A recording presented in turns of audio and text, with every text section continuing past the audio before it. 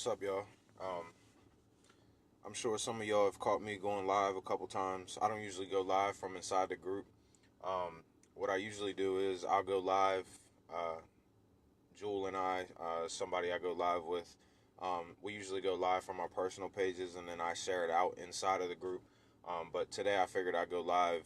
I do a quick live inside the group, just because it's something that I haven't done before. For anybody tuning in or anybody that's going to catch the video, we generally do the just for today. She'll read the text from whatever the day's date is, and once she reads the just for today, we'll reread the punchline, and then we'll do our topic based off that. So for anybody that's new to seeing me or seeing my face, that's generally what we do. We also have our own recovery page called Breaking the Chains, and on Breaking the Chains, that's kind of something that we started. We do a lot of outreach in our own community. We're on the Eastern Shore. Anybody that doesn't know already, we're from Maryland, from Eastern Shore, Maryland. And we do a lot of, we do events for recovery, and all the donations that we receive and everything that we get from the events that we hold goes directly to sober living houses, and we target women. So that's who we usually help. And no reason in particular, just that's who my partner is affiliated with. So that's how we do it. Um, I'm gonna do a plug before I get started. We have Breaking the Chains T-shirts, and basically what it is, it's a black T-shirt, and it has chains on the front of it. The chains are being broken, and then it has an loving memory of my mom on the back of it. You can change the name if you lost somebody close to you and you want to put their name on it. That is an option. If you just want to go with the Breaking the Chains and you don't want anything on the back, you can do that as well. I think we have sizes from small all the way up to 4X. And the prices vary based on if you want to do a name change or if you want to do, if you want to take the name off or how big the size is. So now that that's out of the way, today's just for today. I don't have the text. I just kind of read it and then I go off the topic. Jules usually the host of the live. She usually reads the whole entire thing, but I don't do that. So basically, it's saying that today, it's saying that it kind of touches on having a close relationship with God in your recovery. Now, anybody that's familiar with me, and familiar with, when we do our lives, we generally don't talk about God very much. We do touch on it from time to time, but the reason why is I don't like to alienate my audience, and I don't judge my audience. If you believe in God or you don't, it doesn't make you a bad person or a good person or either one. So I try not to, spend my whole entire life talking about God, because I don't like to alienate people and I don't like people to feel left out.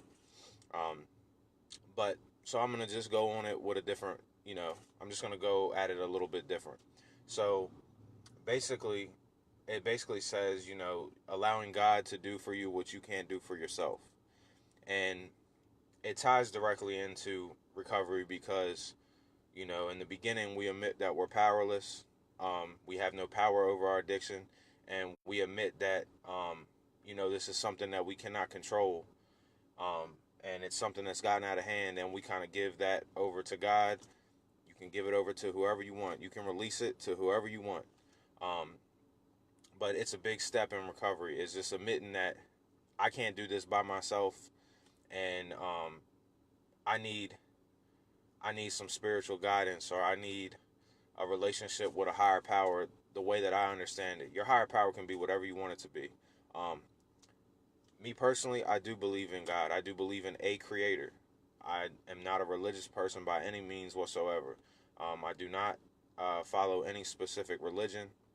Um, I just believe that something created all this when I look around and I see, some of the miracles that happen on a day-to-day basis and some of the things that I can't understand, some of the things that science can't explain.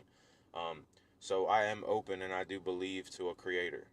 I also believe in the universe, and I also believe in the energy that we put out into the world is the energy that we get back, whether it just be, um, whether it just be positive or negative energy.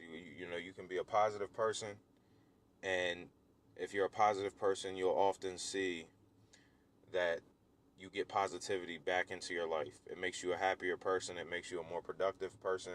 It makes you a more driven person.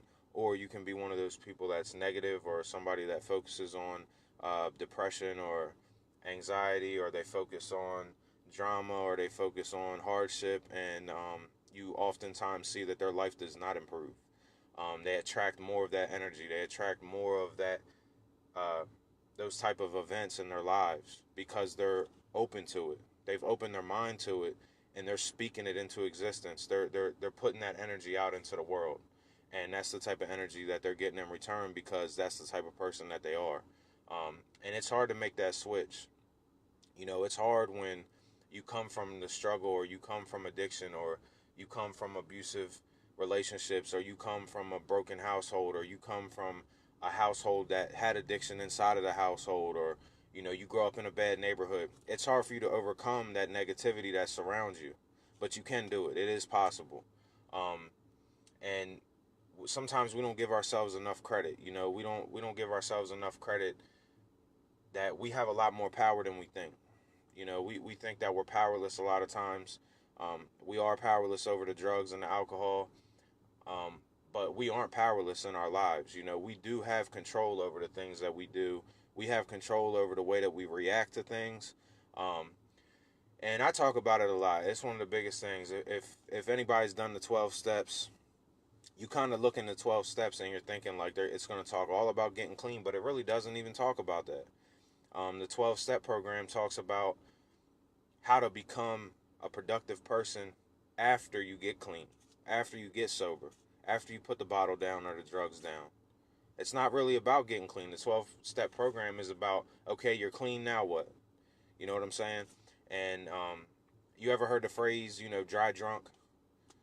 That's a real thing. There's a lot of people who get clean and get sober, but they never change or evolve as a person, and they bring that same exact negative energy over with them into their clean and sober life, and um, they get stuck at a standstill, and they're clean, they're sober, but they're not really moving forward in life. They're not really seeing a return on their investment in themselves. They're not really seeing, I've got clean, I've got sober, but fuck, my life still sucks. You know what I'm saying? And it's because they haven't really changed or evolved as a person. Um, what do we do when we feel that we have no control?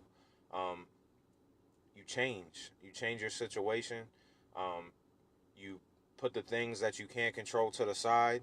You don't let the events in your life that you that you don't have control over. You don't let those events bother you. You don't let that bring you down. Um, and a lot of it is just, for addicts and alcoholics, we've spent so much time being numb that when we start to have to do the real life thing, we don't know how to handle it because every time life got sketchy or life got hard or we hit a roadblock, we just got fucked up and forgot about it. But now you don't have that crutch. And understanding is a big tool that I try to use because I try to ask myself, what does this guy to the left of me do when he has a hard time? Because he doesn't use drugs and alcohol. He never has. He's never had a problem with it. He doesn't turn to a drug or alcohol or a bottle or a beer or whatever. So I look at him and I'm kind of like, well, he's doing it.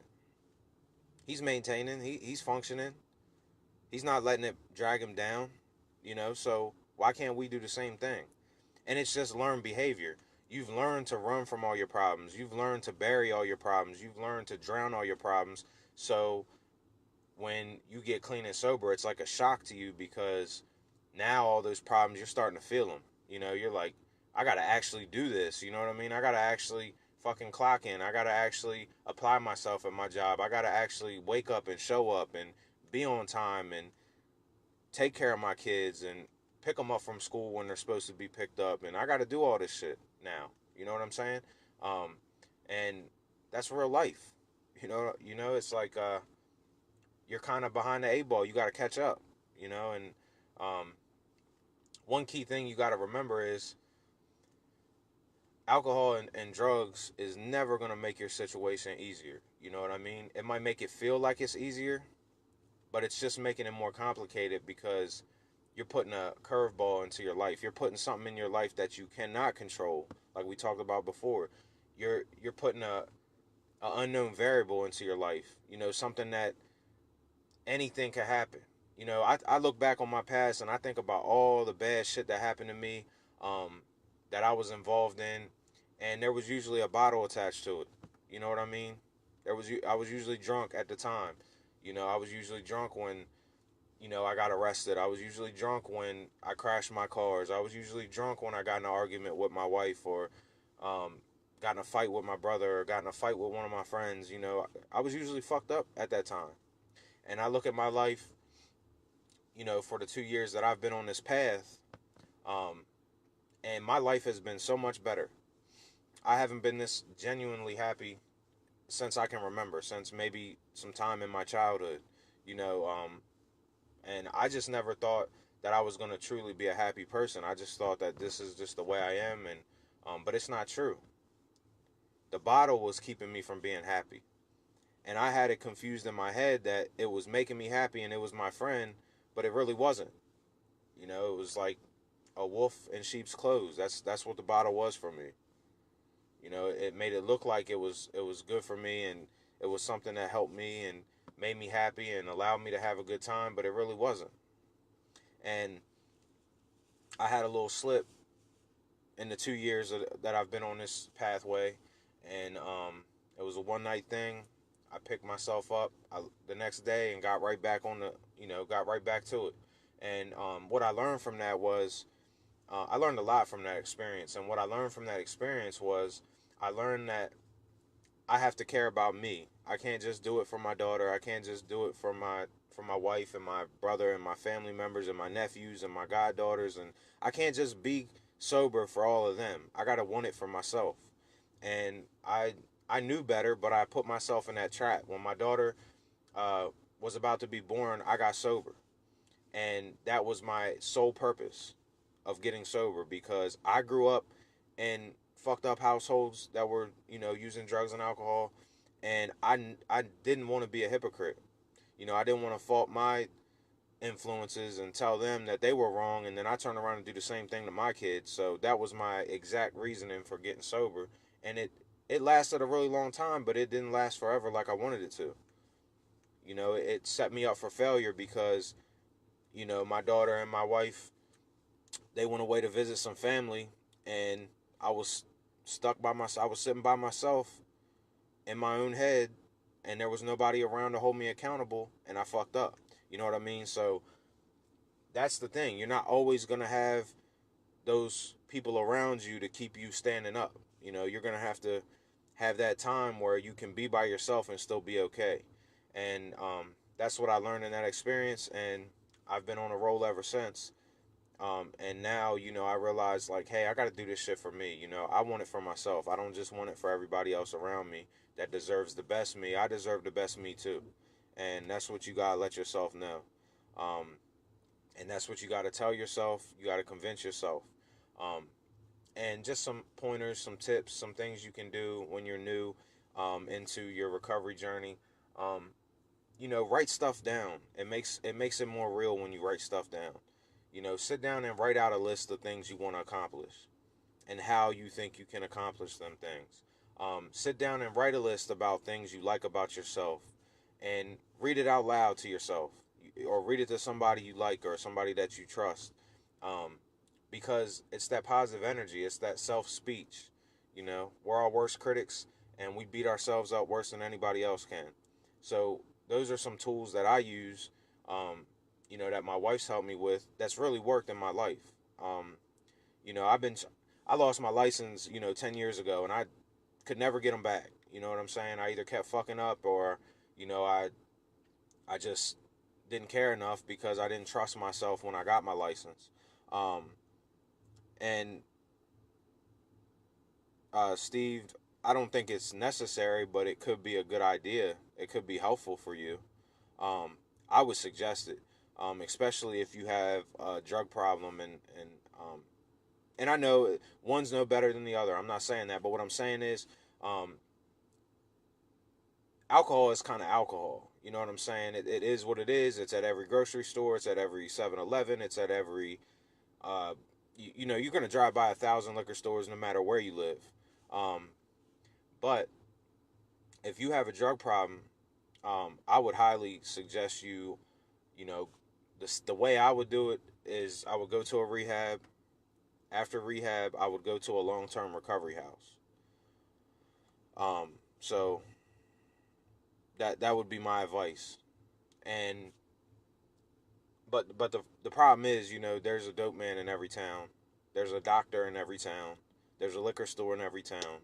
So, but it can help. It can make the transition, you know, it can make your transition into recovery a lot easier. So I would suggest that, yeah, it's not going to hurt. If you've been fucking up and nothing else has worked and you've stayed in the same town with all your friends and all your loved ones and it hasn't worked for you, then you should probably try something different and get away if you can. I would suggest it. Yeah, I think it's a good idea. Um, but so I kind of lost my train of thought, but I want to make sure that you know I'm answering your questions while I'm on here. Um, but basically, what I'm saying is, you know, it focus on that positive energy, and you know that can be your guide. You know, if you're not a believer, um, because it's real. Self speech and all of that stuff, it's real. You know, so practice writing down those things that you like about yourself and read them to yourself daily before you start your day. Don't be in a rush. Um, you know, you got forever. Don't be in a rush. You're clean now. You're doing good. So don't be in such a hurry that you're rush, rush, rush. Yeah, you got to stay busy and try to keep your mind off of it, but um, make sure you're slowing down and you're making the right moves and you're doing the right things and you're really taking time to just soak in your recovery and you know value your recovery.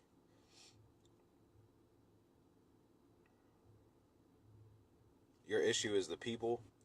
Um, yeah, well then you should probably go somewhere else. I mean, if you have an issue with the people where you live, then you should probably go somewhere else. Um, but I always say, and you know, this isn't anything to you or nothing, but I always say it can always be the people when the people are there, but you know, what's it going to be when it's just you? There's people everywhere you go, and you're never ever going to outrun yourself. You can never outrun yourself. You are always going to be wherever you go. So, you know, you just got to keep that in mind and really, but it would be a good test, you know, it would be a good experiment. Go somewhere else and see how it works out. If you find yourself bumping heads with everybody at this new place, then maybe you need to sit down and reevaluate who you are and the things that you're doing, and maybe it's something with you. You know, maybe you have some growth and some learning that you have. But you know, at the good thing is at rehabs and at halfway houses and recovery houses, they kind of teach you all that shit. And they provide you something that's important for an addict or alcoholic. They provide you with structure because when we were in active addiction and we were drinking and we were partying all the time and doing stupid shit, we didn't have no structure. We had the opposite of structure. Our day was a roll of the dice. You know, we might stay sober that day, but we might not. You know, we might go out and get fucked up. And then who knows what's going to happen from there. Because, like I said, all the bad shit that happened to me that wasn't done to me by somebody else was usually because I was getting drunk, you know? So I don't have much problems now. I don't have any issues or beefs or feuds or bad nights or, you know, I don't make as many mistakes. So it's just something to consider. And finding uh, a higher power or finding some positive energy or finding, you know, it's just basically tools to how you cope with your life, you know. You got to relearn life because you haven't really been living life. When you're getting fucked up, you think you're living your best life and, you know, you're living every day like it's your last and party, party, party, but you're not really living life. You know, you're kind of copping out. You're kind of like sidestepping life. While there's so many other people who are taking life head on and they're steady, you know, they're steady climbing up the ladder and you're steady digging a hole in the ground, you know? So just try to, try to focus when you get clean and sober. Try to focus and try to find something. There's all kind of little tips and tricks you can, do to help yourself stay sober. Me, um, when I was in high school, I was, like 300 pounds, and you know, I had an issue. I guess my addictive personality, I've always had it, maybe. And I started working out like towards the end of high school, and that's always been my thing. Even when I was getting drunk, I would still, work out. But now I'm like, kind of, it's kind of like a big part of my life now. Now I do it all the time. Now I go to the gym, 5, 6, 7 days a week. I'm all into the diet. I'm all into like the workouts, different workouts, and all this. I even got certified to be a personal trainer, and it's something that's really kept me focused, and it's something that's really helped me out. Um, and I have a friend of mine, um, and he says he likes to go through, walks in the woods. He likes to go hiking, and he likes to just be out in nature, and that's his therapy. All it is cheap therapy. I look at the gym and I look at my $30 membership, and I'm like, that's the cheapest therapy you can get. When I go in there, you release all that energy. You let off all them chemicals while you're in there, and when you walk out, you feel better. You might be in a bad mood, and then you go in the gym and you work out, and you come out and you don't even remember what you were pissed off about. Same thing if you're a nature person. You might be feeling some kind of way, and you might take a walk through the woods and soak in that fresh air, and look at all the miracles around you. And when you come out of the woods, you might completely forget why you walked in there. You might forget what was bothering you. Um, so we all need something. Whether you're an addict or alcoholic or a normal person, we all need hobbies, and you got to find some hobbies. You can't just sit around and do nothing. And just working your job every day, it might keep you busy, but you'll burn out eventually. You'll hit a burnout period where you'll just get so burnt out. Um, I'm gonna read a couple comments. Uh, yeah, Steve, it's true. You do. Um,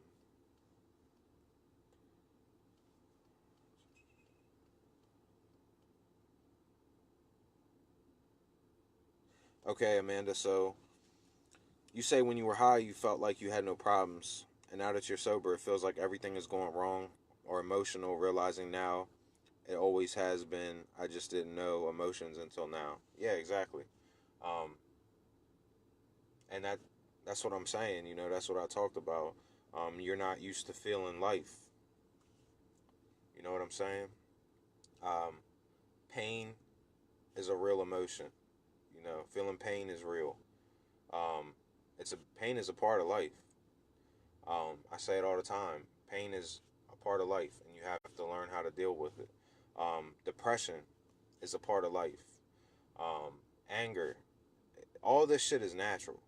And in today's society, it feels like we're so quick to slap a label on ourselves and say, I'm this and I have this, and then try to go find a fix for it when really you can do things yourself to overcome it,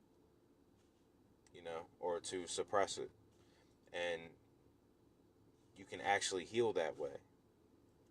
Sometimes taking a medication, you're just burying the problem, but it's still there when you could actually be curing the problem.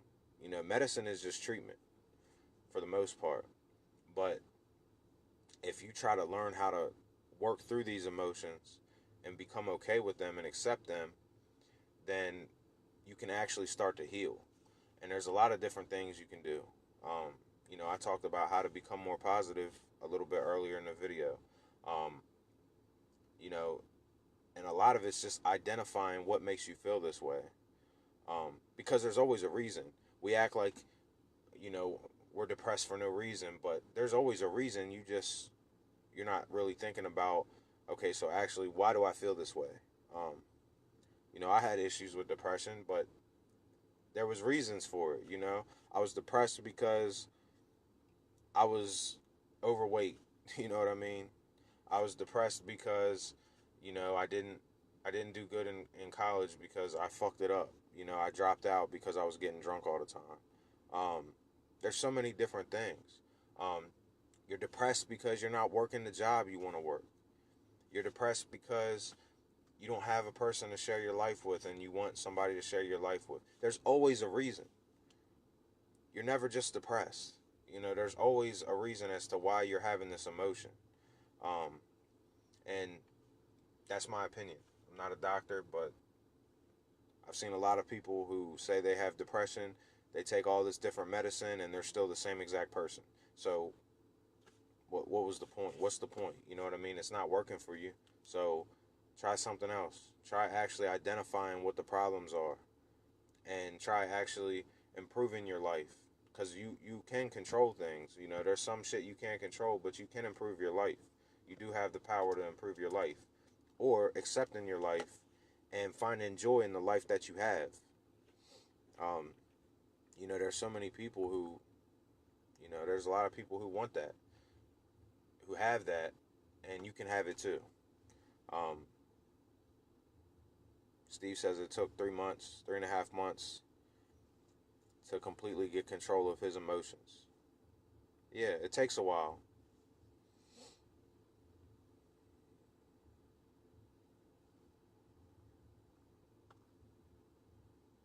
We all have that curve that, we all are like I said, we're all behind the eight ball a little bit when we get clean and sober. We're behind and we got to catch up. And, a lot of us, like I said, we've been self medicating all this time and we've been burying our emotions. So it's normal for when you get sober or you get clean to wake up and have all these emotions hitting you. But you got to remember, normally I'd be getting fucked up right about now, or I wouldn't care about these stupid emotions because I know in a couple hours I'll be getting fucked up, or at the end of the day I'll be getting fucked up. It's always a chase, or it's always like, I don't care what happens today. I don't care if work sucks today. I know I'm getting drunk at the end of the night. So you're happy as fuck because you got this thing that you know you're going to run to at the end of the night. And now that you don't have that thing at the end of the night, you're like, what the fuck do I got to look forward to? You know what I'm saying? And it takes you a while to realize there's a lot that you have to look forward to. Um, and there's a lot that you need to do to catch up to the rest of the world. Um, and that's kind of what I wanted to share because to me, um, getting clean and getting sober alone is just a very, very, very small portion of it. Yes, you actually have to get clean and get sober to start your recovery journey, but that's just a small piece. The biggest part of recovery is all the shit after that, all the stuff you're going to do after that. Um, so it's just something to keep in mind. And in the beginning, anybody that didn't catch me in the beginning, you can just watch the replay. Um, but I talked about breaking the chains, and that's our recovery page. That's what we do. Um, like I said, we're active in our community. We sponsor and hold events where we raise money for recovery houses and to help women who are getting into recovery. Um, it was my mom's dream, and my sister-in-law and I picked it up when she passed away. So we're carrying that in her name. And our end game and our end goal is to open up our own recovery house. So that's what we're working towards. Um, and we appreciate everybody's feedback. We appreciate everybody's support. Um, we appreciate everybody watching. I always say that if you need something or if you're struggling, feel free to add me on Facebook or add her on Facebook, and feel free to reach out um, via Messenger or however you want to do it. Um, I'm open to communication. Um, I'm open to trying to help you the best I can. I can't fix you, but I can try my best to help you when you're in need. If you feel like you're having a hard time and you might want to relapse or something like that, reach out to me beforehand so we can try to talk through it and get you back on track, get you in the right frame of mind. Because sometimes you just need somebody to talk to, but you're afraid to admit it. You're afraid to admit that you're human and you're having a bad time and you're on the verge of fucking up. So we don't tell nobody, and then we fuck up, and then we're all pissed off the next day. You know what I mean? Um, so just think about it. Um, all right, y'all. So I want y'all to have a good day. Stay sober, even if it's just for today. And if y'all need anything, like I said, add me on Facebook. Hit me up, and I will respond. Might not be right away, but it will be before the end of the day. And I appreciate y'all watching. Um, go do something in your community. For real. Be active. They say to keep it, you got to give back. You got to give it away, right? There's always shit you can do in your community. Every town has a ghetto. Every town has a bad side. And the people in the ghetto aren't the only people struggling. You know, everybody's being impacted by this. And even though I'm an alcoholic and I've never had a drug problem, um, I've never really had an issue with any other type of drug. Um, I'm really, I really care a lot about the opiate epidemic. I really care a lot about that. Um, it's what affected my mom. Now, my mom was a trash can addict. She'd do anything. She didn't really care. As long as she could get fucked up, she would do anything. But her big thing, you know, was heroin, and she did heroin and crack, so together. So for a long time, and that's what I mean.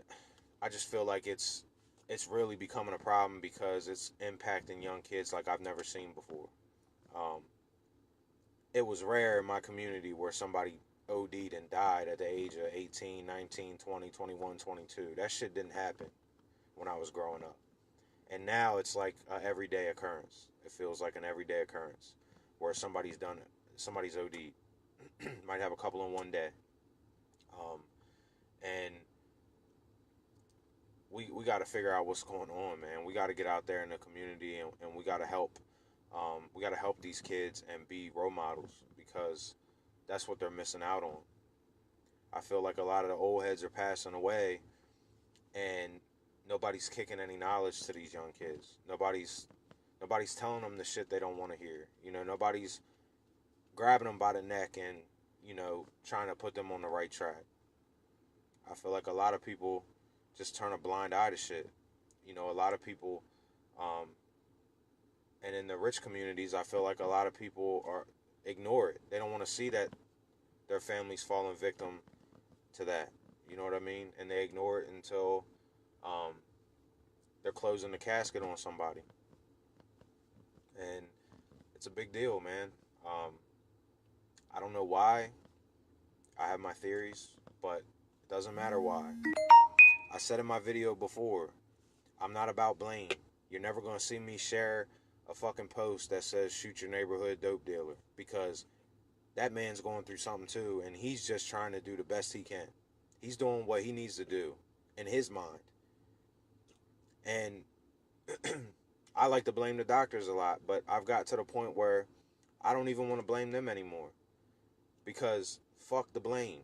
You know, you can blame your great uncle who was a drunk, or you can blame your mom, or you can blame your dad, or you can blame the doctors, or we can blame the dope dealer. But what does it do?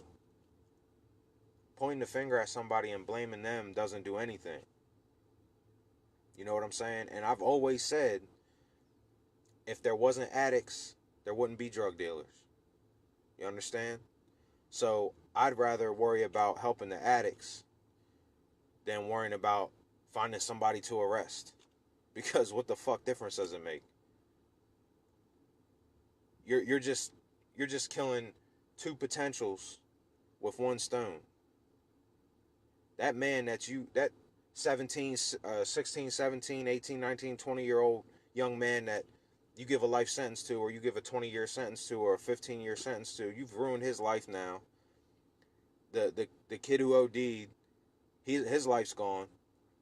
And where's the good in that? It's like I know a lot of people aren't going to agree with me, but I'm not worried. My bottom line is I'm not worried about who to blame. I'm just worrying about who we need to help. And we can solve the problem by helping the addicts. And that's why our whole motto is breaking the chains. That's why it's our slogan. Because we don't break the chains with our children. We break the chains with us. We can't make our children burden that. Like, I look at my daughter like, well, it's up to you, kid. You know, are you going to be the one to stop the cycle? No, I got to stop it. You know what I'm saying? I got to stop it. And then it'll have that domino effect. You know, it's like, and it doesn't just matter if you got kids, even if you just got friends. You might get clean and sober, and then that'll put you in a position to help your friends. Then you can convince them to get clean and sober. You can reach out and try to help them and try to get them into recovery. Then they'll help their friend. Then their friend might help two of their friends. And then their new friends might not become addicts, or their kids might not become addicts. Um, yeah, that's what I'm saying, Steve. The problem with it is way, way up the ladder. And society makes us fight amongst ourselves, and nothing gets solved because the addicts and the family members of the addicts are pissed off at the drug dealers. The drug dealers are getting locked up, and there's 10 more to take his place. So nothing gets solved. We're all just fighting amongst ourselves, and nothing's getting fixed. Um, but solving the problem from that standpoint might be out of our reach, and we can't worry about that. We just got to do the work on the ground. We just got to do our part on the ground, and eventually that shit up top will get taken care of. And if not, it doesn't matter. If we're getting people clean and sober, and they're being positive influences on their community and their friends and their children and their nieces and nephews, then we might solve the problem right there, and it might not matter. It might not matter what happens up top. So just think about it. All right, y'all, I'm going to wrap it up so I can go get my workout on. And we go live a lot, but we usually go live from our personal pages. You can go to Jewel and get notified. You can click to get notified when we go live. It's not consistent. We don't do it every day at a certain time. We just kind of get together and do it. And I always share it out in this group. So it always gets shared to this group, but I usually don't go live inside the group. So I figured I'd change it up today and just do a quick live inside the group, because I've never done it before. I've always just done my live on my personal page, and then Jewel and I will just share it out into this group. So I hope, I might have helped somebody today. And if you have any questions or concerns, or want to figure out, how to get added to the page, you can type in the search box. It's just called Breaking the Chains, and it'll be a picture of a woman holding a flower. That's my mom. And you can just click to get, requests to get added to it, and we will definitely add you. Then that way you'll get notified when we do go live, because it always gets shared out into that group. And like I said, you can add me on my personal page, and feel free to message me. All right, y'all. Y'all have a good day.